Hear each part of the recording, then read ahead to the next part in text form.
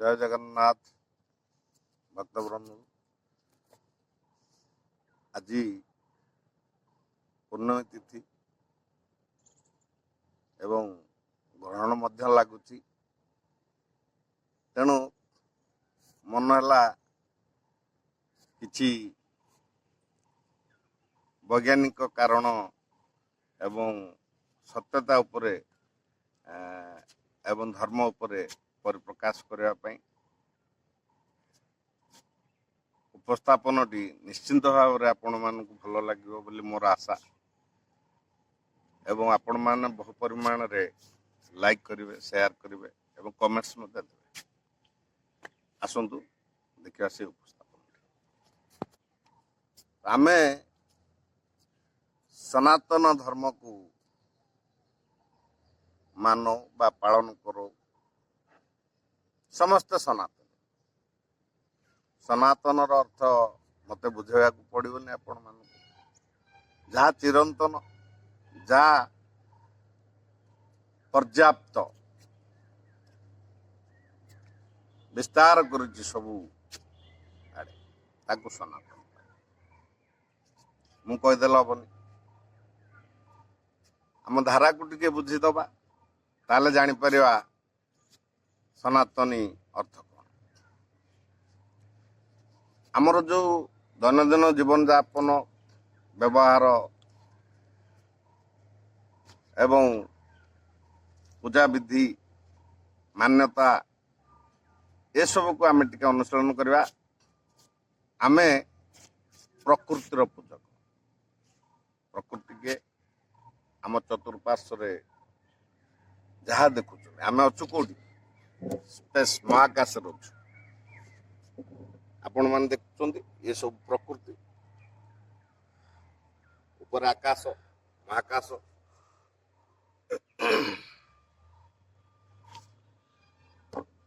तेणु आमे ये प्रकृति को ही भगवान बोली मानि था कारण प्रकृति आमे सृष्टि आमको भाई सृष्टि कला लोक हूँ प्रकृति प्रकृति को आमे भगवान बोली मानो प्रकृतिर प्रत्येक जिनस को आम पूजा कर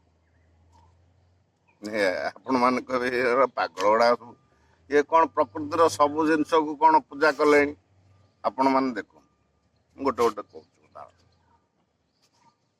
आमे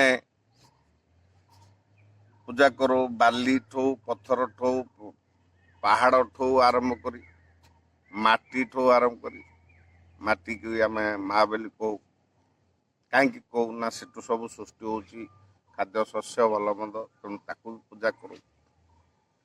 आपण मैंने प्रति मंदिर प्रति जगह देखते पत्थर आमर जो शिलाग्राम पूजा होती से सब विषय बहुत ज्ञान अच्छी से सब धीरे धीरे आम जाना से ज्ञान सब लुप्त हो गला आम कान बाजुन तेणु आम जापारना ताकू भी पूजा करू। कणिका सूक्ष्म कणिका मध्य पूजा हो पहाड़ पर्वत मध्य पूजा गिरी गोवर्धन हिमालय वृक्ष लता पशु पक्षी समस्त को आम पूजा कर आपण मैंने जानते साप को देखिले पूजा करते मंदिर साप अच्छी सिंह अच्छी मूषा अच्छी तेणु ये सिंबल कौन ये सिंबल अर्थ आमे मान हूँ प्रकृतिर पूजक आमे कौन सी जीव को हे मन करवानी समस्त प्रायोरिटी अच्छी ये प्रकृति तेणु आमे तांको सम्मान दवा से आमे तांको सिंबल रखीचे पूजा करने वंश ध्वंस करने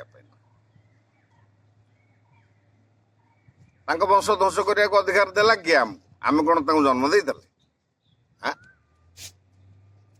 क्या मारिकी खाई वंश ध्वंस करदे क्या देखु देखु बाड़े आरंभ कले सापटे जाटे से जा जीवन यापन सी कर वंशधर अच्छा बाटे आम देखु देखु पिटवा मंदिर भितर तंबा साप को मुंडिया मारिया बाहर गोटे सापटा देखला बेलू पिट पकाया घरे मूषा पशिला बेलू पिट पकाया मार पकाया मंदिर में गणेश पाखे मूषा को पूजा कर ଏ ଯୋଉ ଅପଭ୍ରଂଶ ଜ୍ଞାନ ଯେପର୍ଯ୍ୟନ୍ତ ଗୋଟେ ଜୀବ ତମର କୌଣସି କ୍ଷତି କରୁନି ତମେ ତାକୁ ଘୋଡ଼େଇବାର ବହୁତ ବାଟ ଅଛି, ମାରିଦେବାର ବାଟ ନାହିଁ। ତେଣୁ ଏଇଟା ମୁଁ କାହିଁକି କହିଲି ନା ଆମେ ବହୁତ ଭୁଲ ମଧ୍ୟ କରୁଛେ ଅଜ୍ଞାନତାବଶତଃ। ସବୁ ଜୀବକୁ ବଞ୍ଚିବାର ଅଧିକାର ସନାତନ ଦେଇଥାଏ, ଏଇଟା କହିବାର ତାତ୍ପର୍ଯ୍ୟ। ତେଣୁ ଜଣେ ସାଙ୍ଗ କହିଲା ମୂଷା ଗୁଡ଼ାକ ମୋ ଘର ଦ୍ୱାର ସବୁ କାଟି କୁଟି ସଫା କରିସାରିଲେଣି, ମୁଁ ମାରିବିନି, ଆଉ କ'ଣ କରିବି? ଆରେ ବାବୁ ଏବେ ଏମିତି ସବୁ ବାହାରିଲାଣି, ସେ ବାସନା ଶୁଙ୍ଘିଲେ ସେ ଘର ଦ୍ୱାର ଛାଡ଼ିକି ପଳେଇବେ, ନହେଲେ ଜନ୍ତାରେ ଧରିକି ତାକୁ ନେଇକି ଆଉ କୋଉଠି ଛାଡ଼ି ଦେଇକି ପଳେଇ ଆସିବ। ଜୀବ ହତ୍ୟା ପାପ ଲାଗିବ, କାହିଁକି ଜଣକୁ ହତ୍ୟା କରିବା? ଆମ ଧର୍ମରେ ତ ସେଇଟା ନାହିଁ ନା, ଆମେ ସମସ୍ତଙ୍କୁ ସମାନ ଅଧିକାର ଦେଇଛେ। ତେଣୁ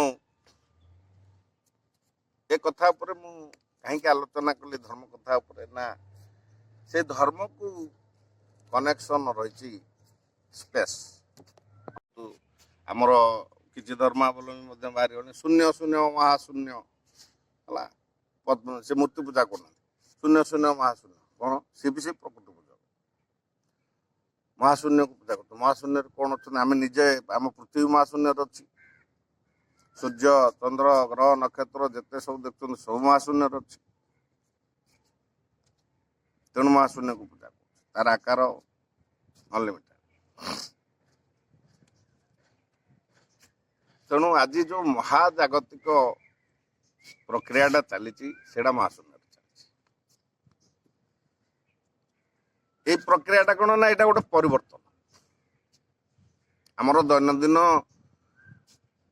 ଗ୍ରହ ନକ୍ଷତ୍ରର ସ୍ଥିତି ଯାହା ଯାହା ଥାଏ ଆଜି ଗୋଟେ ସ୍ୱତନ୍ତ୍ର। ଧରାଯାଉ ଚନ୍ଦ୍ର ସୂର୍ଯ୍ୟ ମଝିରେ ପୃଥିବୀ ପଳେଇ ହେଲା, ଏ ଗୋଟେ ଯୋଗ। ଏ ଯୋଗ ହବା ଦ୍ୱାରା କ'ଣ ହେଲା? ଫିଜିକ୍ସ କ'ଣ ଚେଞ୍ଜ ହେଲା, ଯାହାକୁ ଆମେ ଗ୍ରହଣ ବୋଲି କହୁଛେ, ନା ଏହା ଚେଞ୍ଜ ହେଲା ଯେତେ ଛୋଟ କଣିକା ଠାରୁ ଆରମ୍ଭ କରି ଯେକୌଣସି ଗୋଟେ ବସ୍ତୁ ମାସ୍ ପାର୍ଟିକେଲ ତାର ଗୋଟେ ଆକର୍ଷଣ ଅଛି, ଯାହାକୁ ଆମେ ମହାକର୍ଷଣ ବଳ କହୁଛୁ। ମହାକାଶରେ ଯେକୌଣସି ଦୁଇଟା ବସ୍ତୁ ଭିତରେ ଯୋଉ ଆକର୍ଷଣ ତାକୁ ମହାକର୍ଷଣ କହୁଛୁ, ଫିଜିକ୍ସ ଟିକେ କହୁଛି ଆଜ୍ଞା। କାହିଁକିନା ଆମର କିଛି ଭାଇ ସୋସିଆଲ ମିଡ଼ିଆରେ ବିଭିନ୍ନ ପ୍ରକାର ଅପଭ୍ରଂଶ ନଲେଜ ପ୍ରଚାର କରୁଛନ୍ତି।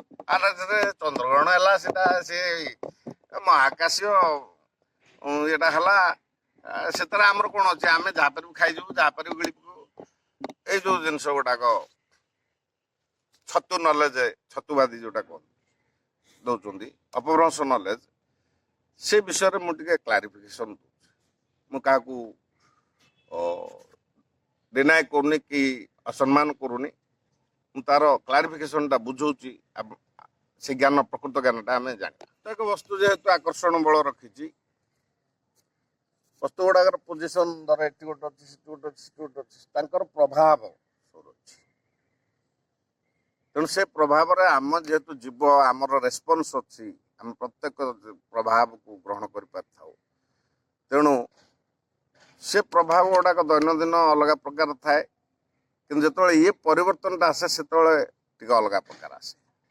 କାହିଁକି ନା ଗୋଟେ ବଳ, ଧର ଏଠି ଗୋଟେ ବସ୍ତୁ ଅଛି, ତାକୁ ଆମେ ଗୋଟେ ବଳ 10 ନ୍ୟୁଟନ ବଳ ଦିଟା ଆଣୁଛେ, ଆଉ 10 ନ୍ୟୁଟନ ପଡ଼ିଗଲା ଗୋଟେ ଲାଇନରେ, ତାହେଲେ ସେ ନିଶ୍ଚୟ ଭାବରେ ତାର କିଛି ପରିବର୍ତ୍ତନ ଆସିବ। ସେ ବସ୍ତୁ ସେ ଯୋଉ ସ୍ପିଡରେ ଯାଉଥିଲା କି ସ୍ଥିର ଥିଲା ସେ ନିଶ୍ଚୟ ଗତି କରି ଆରମ୍ଭ କରିବ, କିମ୍ବା ଯୋଉ ସ୍ପିଡରେ ଯାଉଥିଲା ତାର ସ୍ପିଡ ବଢିଯିବ। ଇଏ ପରିବର୍ତ୍ତନଟା ଆସିବ କାରଣ ବଳ ବଢିଗଲା। ସମାନ ଜିନିଷ ଏଇଟା ହେଉଛି ଫିଜିକ୍ସ, ଯେ ପାଠ ପଢ଼ଉନି, ଏଇଟା ସାଧାରଣ ଜିନିଷ ଯୋଉଟା ଧର୍ମ ସାଥିରେ ଲିଙ୍କ ଅଛି, ତାକୁ ପୁରା କୋଅର୍ଡିନେଟ୍ କରିକି ମୁଁ ବୁଝିବି। ତେଣୁ ସେ ଆକର୍ଷଣ ବଳଟା ଅଧିକା ଆସିଲା, ସୂର୍ଯ୍ୟ ଚନ୍ଦ୍ର ପୃଥିବୀ, ଇଏ ସବୁ ଗୋଟେ ଲାଇନରେ ରହିଗଲେ, ଏଇ ସ୍ଥିତିଟା ଉପୁଜିଲା, ଆମେ ଯୋଉଟା କହୁଛୁ ଚନ୍ଦ୍ରଗ୍ରହଣ। ତେଣୁ ସେଠି କ'ଣ ହେଲା ନା ମହାକର୍ଷଣ ବଳ ଅଧିକ ପଡ଼ିଲା। ତେଣୁ ମହାକର୍ଷଣ ବଳ ଯେତେବେଳେ ଅଧିକ ହେଇଗଲା ଗୋଟେ ଲାଇନରେ, ନିଶ୍ଚିତ ଭାବରେ ତାର ପ୍ରଭାବ ବଳ ପଡ଼ିଯିବ, ମାନେ ପ୍ରଭାବ ନିଶ୍ଚୟ। ପ୍ରଭାବ ବିଷୟରେ ଆମେ ଜାଣିବା। ଆମେ କ'ଣ କଲେ ଚିତ୍ର ଦେଖି ବୁଝିବା, ଗ୍ରହ ନକ୍ଷତ୍ରରେ ଗୋଟେ ପରିବର୍ତ୍ତନ, ଆମର କ'ଣ ଅଛି ସେଥିରେ? ଆମେ ମଟନ ଖାଇବା, ଆମେ ଚିକେନ ଖାଇବା, ଆମେ ପାଣି ପିଇବା, ହେଲା ପୋଳା ପୋଳା ଜିନିଷ ଗ୍ରହଣ କରିବା। ଛୋଟ କ୍ଲାସ ବହିରୁ ବଡ଼ ଫିଜିକ୍ସ ପଢ଼ିବା ପର୍ଯ୍ୟନ୍ତ ସବୁ ବହିରେ ମେନସନ୍ ଅଛି ଯେ ଏ ମହାକର୍ଷଣ ନିୟମ କ'ଣ ସମସ୍ତେ ଜାଣିଛନ୍ତି। ଯେଉଁ ବର୍ଷା ବିନ୍ଦୁ ପଡ଼ୁଛି କି ଗଛରୁ ଫଳଟେ ପଡ଼ୁଛି ତାହା କେବଳ ଏଇ ମାଧ୍ୟାକର୍ଷଣ ମହାକର୍ଷଣ ଯୋଗୁଁ ସମ୍ଭବ ହେଉଛି। ଆପଣମାନେ ପ୍ରମାଣ ସହକାରେ ଜାଣିଛନ୍ତି। ତେଣୁ ଯେଉଁ ବର୍ଷା ବିନ୍ଦୁ ପଡ଼ୁଛି ବା ଫଳଟେ ଗଛରୁ ପଡ଼ୁଛି ଏସବୁ ମହାକର୍ଷଣ ପ୍ରଭାବରେ। ଜୁଆର ଭଟ୍ଟା ହବା ନଦୀରେ ପାଣି ଫୁଲିବା, ପାଣିଟା ଫୁଲୁଛି ନା ନାଇଁ? ଆମର ଗ୍ୟାସିୟସ୍ ବାୟୁମଣ୍ଡଳ ଉପରେ ପ୍ରଭାବ ପଡ଼ିବା, ପ୍ରଭାବ। ତେଣୁ ଆମ ଶରୀରରେ ଯେତେ ଜଳୀୟ ଅଂଶ ଅଛି ଆମେ ଆହୁରି ଖାଦ୍ୟ ପାନୀୟ ଗ୍ରହଣ କରିଦେଲେ ତା ଉପରେ ବି ପ୍ରଭାବ ଆସିବ। ପ୍ରମାଣ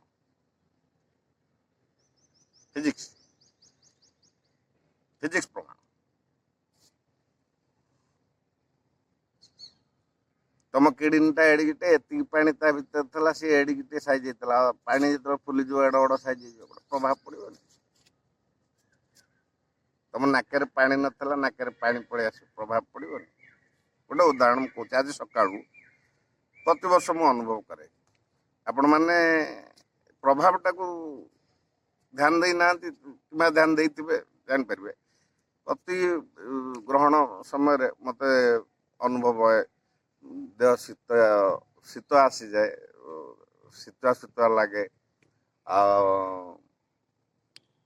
ଗୋଟେ ଡରମାଣ୍ଟ ଫିଲ୍ ହୁଏ।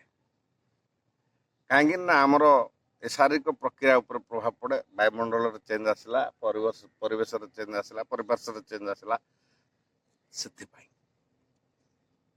ତ ମୁଁ ଅନୁଭବ ଆଜି ବି ମୋତେ କରୁଛି। ଡରମାଣ୍ଟ ଲାଗୁଛି, ଟିକେ ଶୀତ ଲାଗୁଛି, ଅଳସୁଆ ଟାଇପ୍ର ଟିକେ ଲାଗୁଛି।